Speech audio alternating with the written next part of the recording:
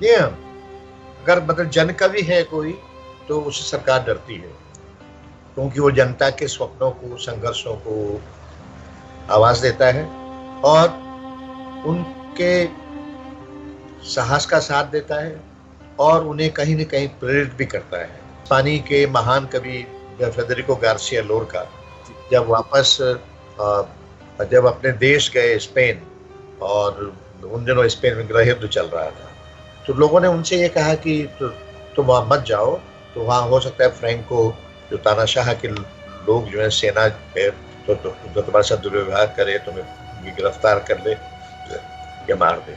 तो क्योंकि लोरका इतने मासूम थे, लोरका ने कहा कि कवि से उनको क्या खतरा हो सकता है, तो वो नहीं करेंगे और मैं जा रहा हूँ।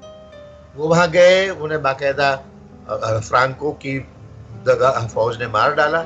और तो पाब्लो नेरूदा ने इस पर एक टिप्पणी की थी कि लोरका को इसलिए मार दिया गया कि वो एक कवि था। तो इस समय ये बहुत मतलब हिंदुस्तान में नागरिक अधिकारों की आवाज उठाने वालों का दमन जो है, ये अभूतपूर्व घटना है जो पिछले साल में घटित हुई है। इससे पहले भी दमन होता था, लेकिन इतना सुव्यवस्थित, इतना है। लेकिन मैं आपको बताऊं कि जिस दौर में हम लोगों ने लिखना शुरू किया था, उस समय बांग्ला में भूखी पीढ़ी, हिंदी में अकविता और आंध्र में तेलुगु में, आंध्र उस समय एक ही था, यूनाइटेड आंध्र था, तो और तेलुगु जो है विरसम, तेलुगु में जो है वो दिगंबर रचयितालु संगम, नग्न पीढ़ी के नाम से कविता लिखी जा रही थी। और उस समय वरवर राव, चरमन राजू, ज्वालामुखी, नग्न मुनि, इस तरह के लोग जो थे प्रमुख हस्ताक्षर होते। इस समय जो एक्स्ट्रा जुडिशियल, एक्स्ट्रा कॉन्स्टिट्यूशनल हत्याएं हो रही हैं, तमाम भ्रष्टाचार हो रहे हैं। 2002 में गुजरात के दंगों में खुलेआम शामिल लोगों को क्या प्रधानमंत्री, मुख्यमंत्री का पद पा रहे हैं जी। तमाम इस तरह के जो है सरेआम हत्याएं हो जाती हैं, उनका ये कुछ नहीं बिगड़ता है। लेकिन जो जनता के लिए आवाज उठाने वाले, वो चाहे कवि हों, बुद्धिजीवी हों, संस्कृति कर्मी हों, आंदोलनकारी हों, उन सबको जो है प्रताड़ित किया जाता है या उनको जेलों में डाल दिया जाता है।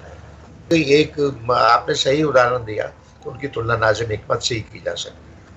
और नाज़िम हिकमत की तरह उनमें वो एक बहुत गहरी मानवीय उम्मीद से उनकी भरी हुई कविताएं हैं।